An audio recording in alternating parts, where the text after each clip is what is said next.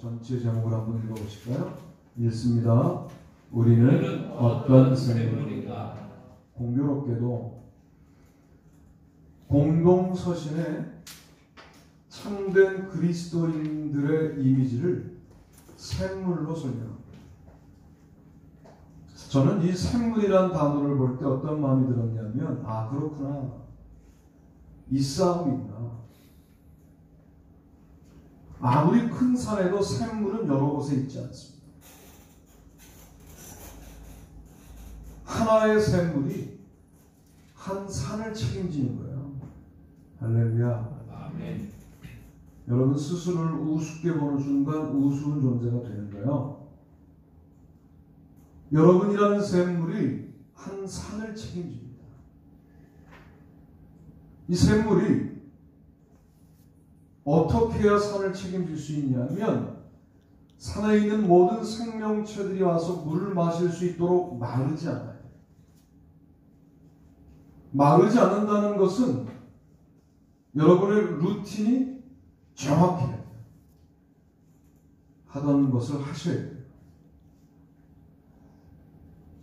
기도하시고 찬송하시고 예배하시는 일이 여러분 각자의 믿음을 유지하는 것으로만 의미가 있는 게 아니라 한 산을 책임지는 일입니다. 뿐만 아니라 공동서신이라고 하는 이 말씀이 기록될 때의 상황이 뭐냐면, 도미티안이라고 하는 황제가 기독교인들을 박해하고 있는 상황이었어요. 사자를 굶겨서 기독교인들을 잡아먹히게 한다거나, 그것도 부모가 보는 가운데 자식들을 먼저 잡아먹히게 하면서 너 이래도 배교하지 않을래? 이런 상황이었어요. 참 무력하지 않습니까? 그리스도인으로 산다는 것 자체가 참 무력해 보이고 위험해 보이고 별거 아닌 것 같아 보이고 로마의 권력 앞에서 참 아무것도 아닌 것 같은. 그런데 공동서신은 우리를 샘이라고 말하는 거예요. 결국은 그 샘물이 끝까지 마르지 않았어요. 예배가 멈추지 않았고 기도가 멈추지 않았고 신앙이 멈추지 않았어요. 로마는 끝났고 예수님은 승리하셨습니다. 저는 이것을 문자 그대로 믿습니다. 아멘. 여러분도 오늘 말씀을 듣는 동안에 이 사실이 문자 그대로 믿어지게 되기를 축복합니다. 아멘. 아멘.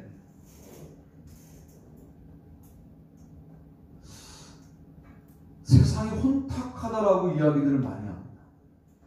그런 이야기를 참 좋아해요. 사람이라고 하는 존재가. 술자리에서는 대통령의 이름을 대통령을 붙여서 말하지 않죠. 여러분, 그렇게 말하면 중학생이 된 아들도 그렇게 말해요. 참 이건 무서운 일인데, 혼탁해진 세상이라고 분석하는 것은 누구나 다 할 수 있습니다. 그러나 흙탕물을 맑게 만드는 것은 샘물이 맑게 만드는 거야. 에이, 그 정도 올라와서 그 정도 맑은 물을 낸다고 이게 언제 이 혼탁한 구정물이 맑아지겠어? 그러나 지치지 않는 거예요. 지속적으로 신선한 물을 올리는 거예요. 언젠가 하나님의 때에 흙탕물은 사라지고 흙탕물은 맑게 우리로 인하여 정화될 수 있습니다. 기독교의 꿈은 여기 있어요. 내가 산의 정상에 서겠다 이게 아니라 나의 샘물이 마르지 않게 하겠다. 여러분, 이 싸움을 하시는 거예요. 그래봐야 한 80년 하시면 하늘나라 가실 거예요. 여기 기분 나빠하시기 때문에 수정합니다. 100년 하시면 가게 돼 있어요. 이것도 기분 나빠하시면 세상에 미련이 있는 걸로 간주하겠습니다. 첫 번째 제목 보실까요? 첫 번째 제목 읽습니다. 시작. 찬송의 샘. 본문도 읽어보죠. 한 입에서 찬송과 저주가 나오는구나. 내 형제들아, 이것이 마땅하지 아니하냐. 생명한 구멍으로 어찌 단물과 쓴물을 내겠느냐. 아멘. 야고보서 3장 10절로 11절 말씀입니다.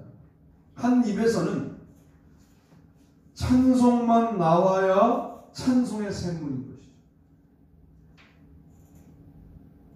그러나 우리도 인간인데 나를 억울하게 하면 저주가 나오죠. 나에게 함부로 하면 찬송보다는 저주가 나오죠. 그런데 내가 억울한 상황을 만났을 때 하나님이 왜 나를 억울하게 하셨을까? 라고 한 번만 더 생각하면 하나님이 나의 목자이신 것을 깨우쳐주기 위하여 억울한 일을 주셨다면 그것은 억울한 일이 아니라 내가 내 중심으로 돌아가 있는 삶의 자세를 여호와만 나의 목자시면 부족함이 없습니다라고 하는 하나님 중심으로 돌리라고 하는 하나님의 초청으로 알아듣게 돼서 억울한 일 속에서도 감사하고 찬양할 수 있게 됩니다. 여러분, 감사와 찬양은 거의 동의어예요. 특별히 구약 성경에서, 특별히 시편에서 클라우스 베스터만이라는 구약학자가 감사 시편과 찬양 시편을 구분하는 학자들이 많은데 이것은 거의 같은 시편이다 라고 말씀하셨는데 그 의견에 저는 동의합니다. 여러분이 감사하는 마음을 잃지 않고 있다. 찬송의 샘물로 사시고 있는 중이죠. 그런데 우리 입에서 가끔씩 저주가 나오고 특별히 그 저주가 나올 때는 사람에 대한 아주 극단적인 평가를 내릴 때가 있죠. 여러분, 이것을 조심해야 합니다. 야고보서 전반부에 보게 되면 두 마음을 품은 자를 풍랑에 흔들리는, 파도에 흔들리는 그런 마음이라고 설명하는데 두 마음을 가진 자의 구체적인 표현이 뭐냐면 언어가 두 가지인 거예요. 입에서 찬송과 저주가 나오는 사람은 마음이 흔들리고 있는 사람이에요. 하나님께로 마음을 두고 살아가야 되는데 우리의 마음이 하나님께도 자신에게도 있는 자들이기 때문에 찬송과 저주를 내뿜어요.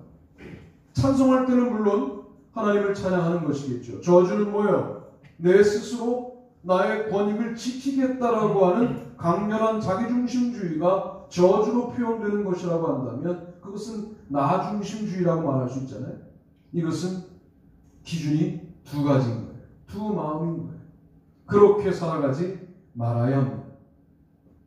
황제가 우리를 박해할 때에도 찬양할 수 있을까? 네. 그래서 오늘날 우리가 대한민국이라고 하는 상당히 그리스도의 복음하고는 떨어져 있는 이 장소에서도 그리스도를 예배할 수 있게 된 것입니다. 우리 믿음의 선배들이 박해 속에서 야, 정말 하나님이 살아계시다면 이러실 수 있을까? 라고 하나님에 대한 실망과 또 자신의 믿음에 대한 후회를 표현했다고 한다면 오늘 그리스도교는 없는 거죠. 그들이 그 속에서도 찬양합니다. 그들은 사자에게 물려 목이 떨어져 나가는 죽음 속에서도 하늘나라를 바라보며 웃는 모습으로 죽습니다. 이게 신앙생활입니다. 그저 세상의 조건 몇 가지에 파먹는 게 신앙이 아니라 내가 생과 사를 딱 가늠하는 그 순간에도 하늘나라가 보이는 게 신앙생활이다. 그래서 세상이 우리를 감당할 수 없었고 그 증거가 오늘날 75억 인구 중에 45억의 그리스도인들을 지금 세계가 가지고 있는 형태가 된 것이죠. 여러분의 언어를 분석하십시오. 그 언어가 찬송으로 가득하시게 되기를 축복합니다. 아멘. 찬송과 저주가 동시에 나오는 언어는 능력이 없습니다. 그 언어를 가지고 아무리 강구해봐야 이미 하늘과 잇대어 연결될 수 있는 언어가 아니기 때문에 응답이 더딘 거예요. 찬송하며 기도하십시오. 말씀을 낭독하며 기도하십시오. 그리고 평상시에 뭔가 억울한 일을 당할 때 그 위기의 순간을 잘 지나십시오. 그리고 지속적으로 여러분의 제목을 놓고 주님 앞에 기도하시다 보면 하나님이 뭘 믿어주시냐면 네가 나 중심으로 살고 있구나 하는 사실을 믿어주시게 되고 그때 우리의 기도는 응답되는 것이죠. 나의 개인적인 욕망을 채우기 위해서 열심히 기도했어요. 그건 응답되지 않는 것이 맞지 않습니까? 나를 축복하시면 꼭 전제를 걸죠. 내가 지금보다 돈을 더 많이 벌면 많이 바치겠습니다. 여러분, 어차피 하나님 분인데 왜 여러분을 사용해서 그 일을 해야 할지에 대해서 여러분 스스로 묵상해 보세요. 주님이 알아서 하시면 되는 거죠. 왜 나아야 됩니까? 왜 우리는 그런 기도를 하고 있을까요? 다 주님께 바칠 건데 뭐하러 부자가 되게 달라고 기도할까요? 왜요? 교회에서도 헌금을 많이 하면 폼이 나거든요. 백화점에 가서도 돈을 들고 가면 폼이 나거든요. 명품숍에 들어갈 수 있으면 폼이 나거든요. 그리고 뭔가 자기가 구별된 존재처럼 보이거든요. 그런 것들을 누리고 싶은 욕망이 기도에 반영되는 것은 진정 주님을 찬양하는 입술이 아니다 라고 말할 수 있겠습니다. 야고보 3장 4절로 8절 말씀을 한번 읽어보시겠습니다. 너무 길죠? 읽습니다. 또 배를 보라. 그렇게 크고 광풍에 밀려가는 것들을 지극히 작은 키로서 사공의 뜻대로 운행하니 이와 같이 혀도 작은 지체로 돼 큰 것을 자랑하도다. 보라, 얼마나 작은 불이 얼마나 많은 나무를 태우는가. 혀는 곧 불이요 불의의 세계라. 혀는 우리 지체 중에서 온몸을 더럽히고 삶의 수레바퀴를 불살라니 그 사르는 것이 지옥불에서 나느니라. 여러 종류의 짐승과 새와 벌레와 바다의 생물은 다 사람이 길들일 수 있고 길들여 왔거니와 혀는 능히 길들일 사람이 없나니 쉬지 아니하는 나비요 죽이는 독이 가득한 것이라. 아멘. 세 글자로 정리해드리면 혀는 키, 불, 독 이렇게 정리할 수 있죠. 가장 작은 지체죠. 사실 혀라는 게 낼름거려봐야 별로 크지 않은 지체인데 이 지체가 우리 인생의 방향을 결정짓습니다. 그러니 한 입으로 찬송만 낼 수 있다면 얼마나 인생이 풍요로워지겠습니까? 여러분이라는 샘물을 돌아보셔야 합니다. 내가 정말 이 혼탁한 세상을 맑힐 수 있는 그런 찬송의 샘물인가? 나는 지금 찬송이라는 방향으로 나의 인생의 방향을 잘 정돈하고 살아가고 있는가? 몇만 톤급 배도요, 자동차 몇 개 붙여놓은 것 같은 키가 그 몇만 톤급의 배를 운행합니다. 이게 혀예요. 우리의 말이 뭔가 새고 있다는 느낌이 들 때 멈출 줄 알아야 돼요. 그건 내적인 힘이에요. 그게 성령 충만한 증거예요. 말이 나오는 대로 막 말하면 반드시 실수가 있어요. 말하다 보면 자기 우월을 증명하고 싶은 언어들로 우리의 언어가 가득 차게 돼요. 으스대거나 자기를 자랑하거나 자기를 드러내고 싶은 마음들이 막 나와요. 말 속에서. 그것은 찬송이 아닙니다. 여러분, 그럴 때는 말을 하지 않는 게 나아요. 우리의 혀의 방향이 찬송으로 잘 잡히게 되기를 바랍니다. 불이라고 했어요. 다른 사람을 저주하는 것이 도리어 나를 불살라. 그 저주의 언어가 나의 저주가 된다는 사실을 우리는 분명히 기억할 필요가 있습니다. 함부로 사람을 저주할 권한이 우리에게 없다는 사실을 분명히 인정해야 돼요. 급한 마음에 그 사람을 바꾸고 싶었다고요? 어쩌면 그것도 자기 욕망일 수 있어요. 제가 급한 마음으로 여러분들을 바라보고 여러분들이 빨리 주님께로 돌아오기를 원한다. 왜? 그래야 훌륭한 목사라고 다른 사람들이 평가할 테니까 라고 하는 전제가 들어가 있다면 이것도 자기 욕망이죠. 목표로 자기를 증명하고 싶은 마음이 반영된 성급함이라고 말할 수 있어요. 그렇게 내뱉는 언어들은 자기를 불살라버리게 될 수 있다. 불입니다. 불무섭죠. 죽이는 독이 가득하다. 독은 뱉기 전에 먼저 물고 있는 그 사람이 중독됩니다. 우리 언어가 그럴 수 있다는 거죠. 우리가 왜 아침에 큐티하거나 아침에 기도하고 하루를 출발합니까? 우리의 언어를 우리도 어찌할 수 없다는 사실을 아는 거죠. 주님 앞에 이 혀를 맡기지 않으면 도대체 이 혀가 찬송과 저주를 내는 것을 그치지 않을 수 있다는 사실을 아는 거예요. 그래서 주님 앞에 이 혀로 다른 사람과 언어를 섞기 전에 주님 앞에 먼저 말 걸기를 시작하는 겁니다. 여러분, 이 일을 우습게 여기시면 안 돼요. 하루를 출발할 때 여러분의 삶의 자리와 또 교회에서 첫 언어를 주님 앞에 드리며 우리의 혀가 찬송으로 가득하기를 바라는 마음으로 기도할 때 우리는 찬송의 샘물이 되어 혼탁한 세상을 맑겠습니다. 무력해 보이지만 무력하지 않다. 사소해 보이지만 사소하지 않다. 작은 샘물이어도 모든 동물들은 그 샘물에서 생명수를 얻는다. 우리는 그런 존재가 되어야 합니다. 두 번째 보실까요?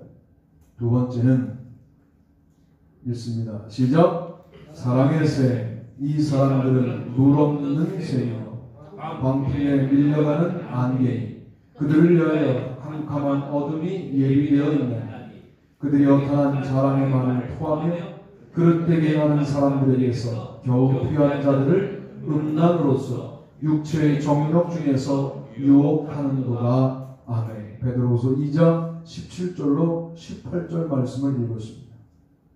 베드로 전서, 베드로 후서, 유다서는 주로 어떤 문제를 다루냐면 로마 황제의 박해의 상황이 여전히 있지만 더 근본적인 문제는 거짓 교사의 문제. 동시에 그 문제가 있는 거예요. 얼마나 어려웠겠어요. 외부는 도미티안 황제의 극심한 박해가 있고 내부는 내적인 분열, 누가 정통이니 이단이니 이런 논쟁이 있는 그 당시의 교회는 얼마나 어려웠겠습니까?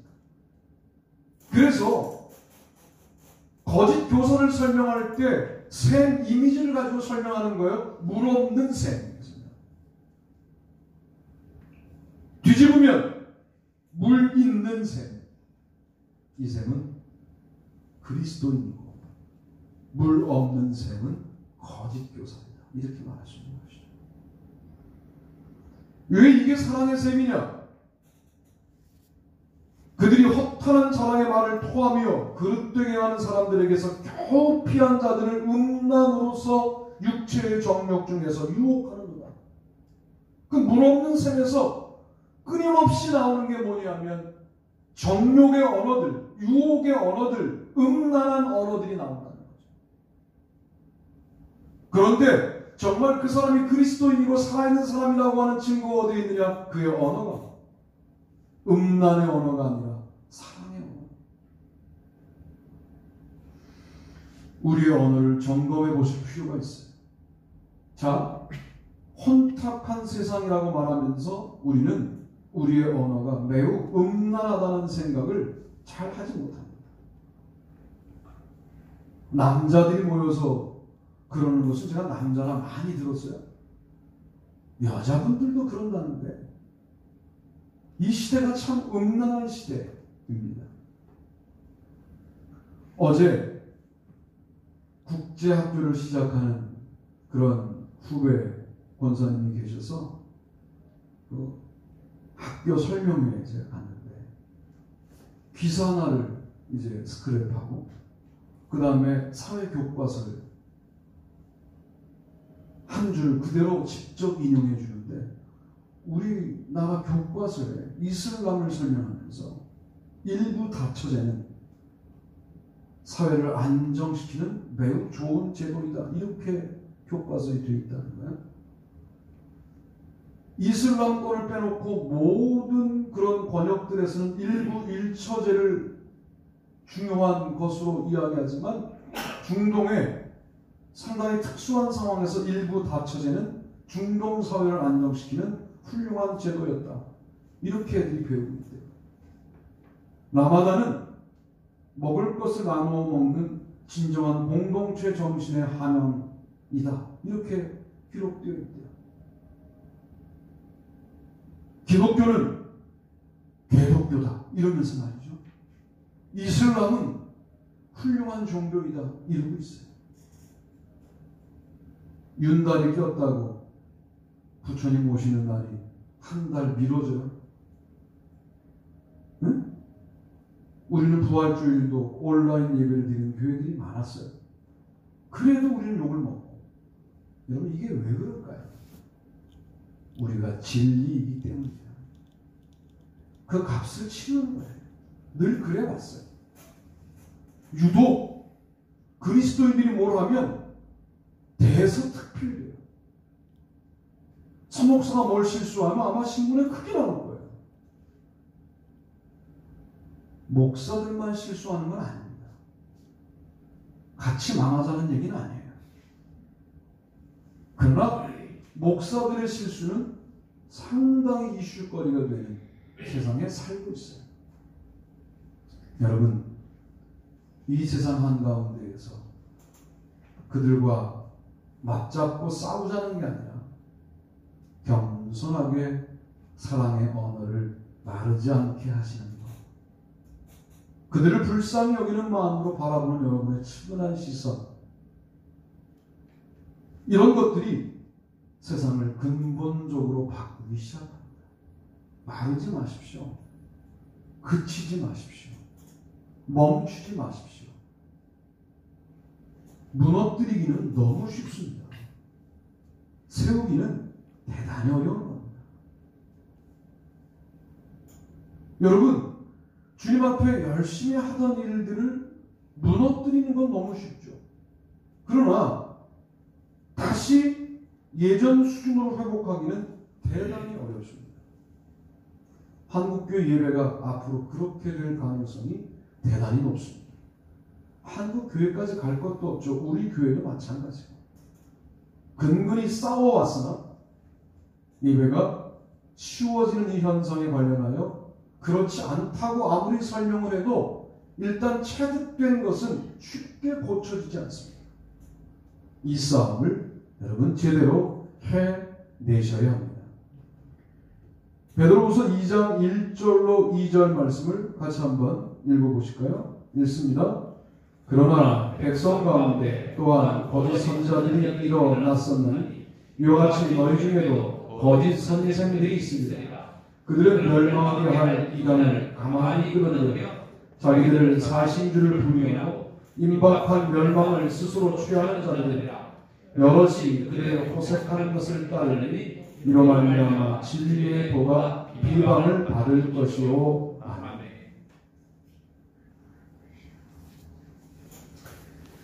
거짓 선생이 너희 중에도 있습니다. 여러분, 이거는 오늘날 우리에게 던지는 매우 중요한 질문이라고 생각해요. 우리는 아직까지 이단이 들어오지 않아. 여러분, 농담이라도 그렇게 말씀하지 마세요. 신천지라도 오면 변화시키겠다고. 여러분, 수준은 그렇지 않아요. 사실은 신천지를 우습게 보지 마세요. 여러분보다 훈련이 잘 돼 있어요. 신천지까지 갈 것도 없고요. 통일교까지 갈 것도 없어요. 솔직히 여러분 안에 들어와 있는 거짓 있잖아요. 적당한 타협 있잖아요. 적당한 혼합 있잖아요. 뭘 신천지까지 가고 무슨 우리가 뭐 대단히 정통적인 신앙인 것처럼 그럴 필요 없어요. 우리 안에 이미 거짓이 들어와 있다는 것에 관련하여 정직해지죠. 교회가 무슨 일을 할 때 돈이 무섭죠. 아직도. 그게 무슨 믿음입니까? 뭘 결단해야 될 때 포기해야 될 조건이 아깝죠. 그것이 무슨 믿음입니까?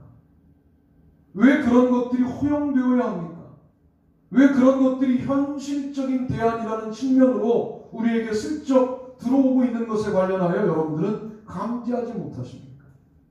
우리 안에도 충분히 거짓이 들어와 있다는 사실을 인정하고 주님 앞에, 주님, 이번 한 주간을 살아가는 동안에 내 안에 있는 음란, 내 안에 있는 거짓, 내 안에 이미 들어와 있는 이단적인 가르침들에 관련된 일정 부분의 허용 같은 것들을 보게 해달라고, 깨닫게 해달라고 기도하셔서 그런 기도를 좀 하세요.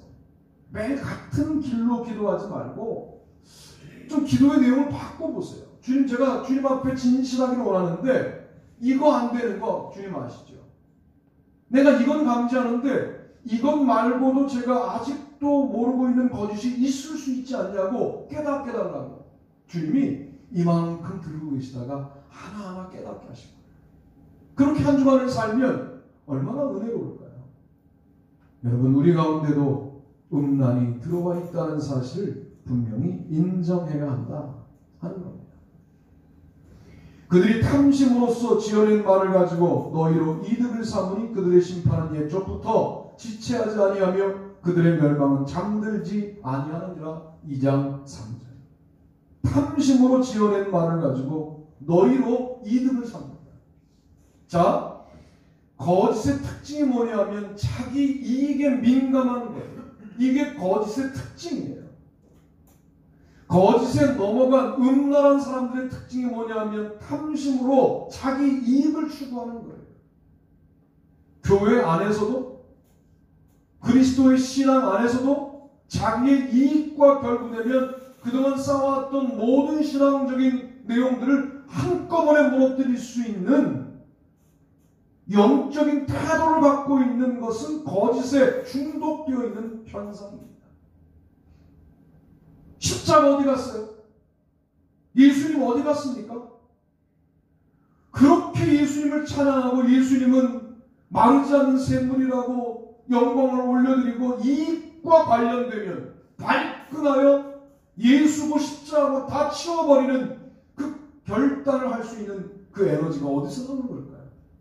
그 에너지는 누가 주는 걸까요? 자아에서? 그렇게 이해하지 마세요. 사탄이 여러분을 장악하고 있는 기준입니다. 신앙은 뭘까요? 주님을 위하여 손해보는 게 즐거워요. 외롭게 깊은 산속에 옹달샘으로 사는 게 행복해요. 저녁마다 주님이 오셔서 오늘도 마르지 않았구나 하실 때 행복해요. 사람들이 와서 목을 축일 때 행복해요.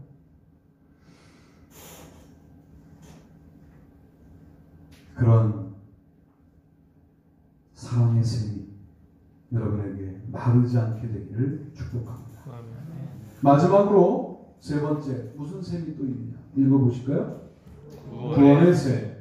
그는 육체에 계실 때 자기를 죽음에서 능히 구원하신 이에게 심한 통곡과 눈물로 간구와 소원을 올렸고 그의 경건하심으로 말미암아 부르심을 얻었느니라. 그가 아들이시면서도 받으신 고난으로 순종함을 배워서 온전하게 되셨은즉 자기에게 순종하는 모든 자에게 영원한 구원의 근원이 되시고 하나님께 멜기세덱의 반차를 따른 대제사장이라 칭하심을 받으셨느니라. 아멘. 히브리서 5장 7절로 10절 말씀입니다.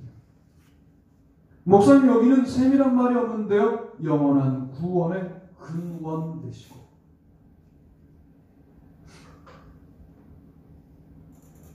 그리스도가 구원의 샘이십니다.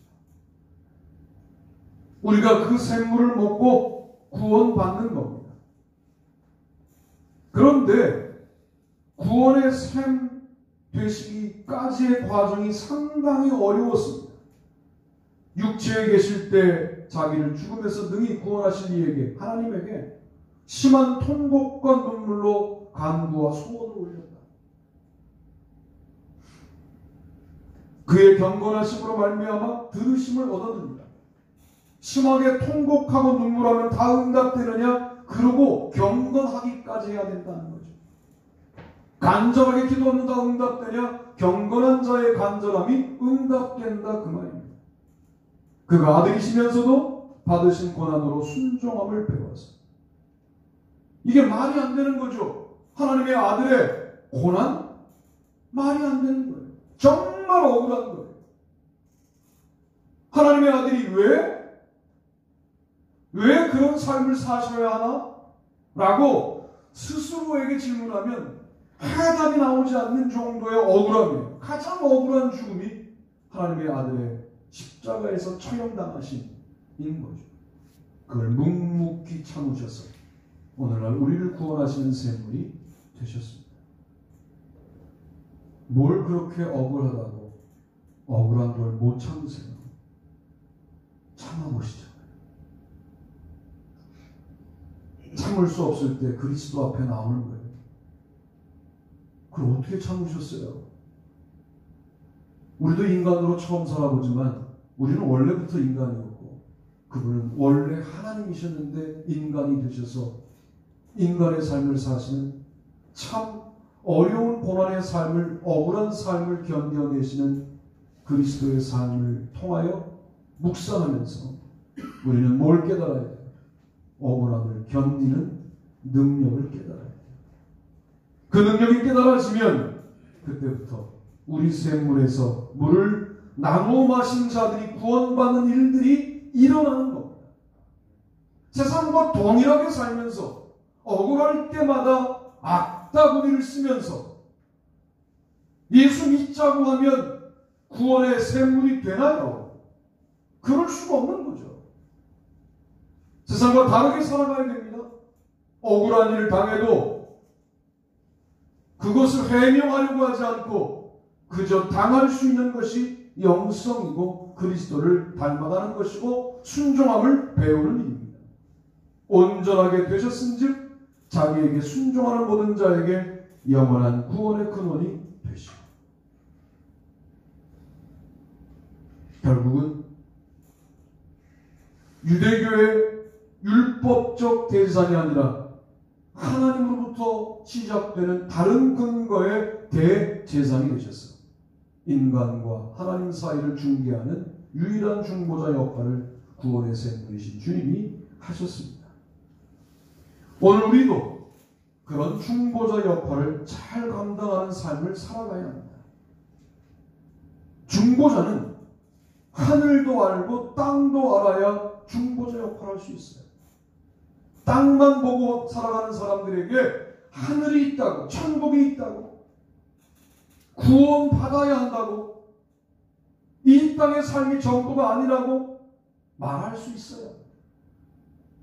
그런데 우리 스스로가 이 땅의 삶이 전부인 것처럼 살다가 말만 하늘나라를 말한다고 능력이 되는 게 아니잖아요. 여러분도 구원의 샘물로 살아가시기를 바랍니다. 아멘. 샘이라고 하는 이 이미지가 공동서신에 나오는 것 자체가 저에게는 은혜가 됐습니다. 샘 스스로가 자신의 영향력에 대하여 스스로 판단하지 말아야 합니다. 별거 아니구나 이거. 야, 하루 종일 내봐야 이 물이 얼마나 돼? 그런데 그 샘물이 흘러 시냇물이 되고 시냇물이 흘러 강물이 되고 강물이 흘러 바다까지 가는 거죠. 이 샘물이 갖고 있는 많은 통찰력들이 오늘 우리의 삶을 규정짓는 매우 중요한 내용이라는 사실을 분명히 말씀을 드리면서 여러분이 마르면 강도 마릅니다. 여러분이 마르면 시냇물도 사라집니다. 시냇물이 사라진다는 것은 시냇물 속에 있는 모든 생명도 사라진다는 거예요. 여러분 집안에 여러분이 영적인 호주 맞습니까? 마르시면 안 돼요. 멈추시면 안 돼요. 그치시면 안 돼요. 그런데 내 힘으로 안 돼요. 그래서 주님 앞에 나와 오늘도 예배하는 것 아닙니까? 찬송, 기쁠 때 찬송하는 거 누가 못합니까? 기쁠 때는 당연히 찬송하고 힘들고 어려울 때에도 감사하시고 이것이 당연한 그리스도인이 될 때 능력이 됩니다. 만만한 능력이 아닙니다. 어떻게 저 사람은 저런 일을 만나고도 감사할 수 있는가? 네. 그래서 그분이 샘물이시죠. 찬송의 샘물이시죠. 감사의 샘물이시죠. 야, 정말 저 정도로 너에게 행동하는 사람에 관련해서는 저주해야 되는 거 아니야? 그럼에도 불구하고 불쌍히 여기는 마음 가지고 사랑까지 가는 샘물을 끊임없이 그 영혼에게 흘려보내고 있다면 하나님이 당신을 주목할 뿐만 아니라 당신의 매우 일상적인 하루하루를 통하여 주님이 무슨 역사를 쓰고 계신데 우리만 모르고 있는 것이다. 그러다 보면 내 주변에서 내 샘물을 함께 나눠 마셨던 자들이 구원을 궁금해하고 그리스도를 궁금해하고 신앙생활을 궁금해하는 일들이 벌어지는데 그 궁금한 그들에게 궁극적인 대답을 예수 그리스도로 하는 분들 되시기를 주님의 이름으로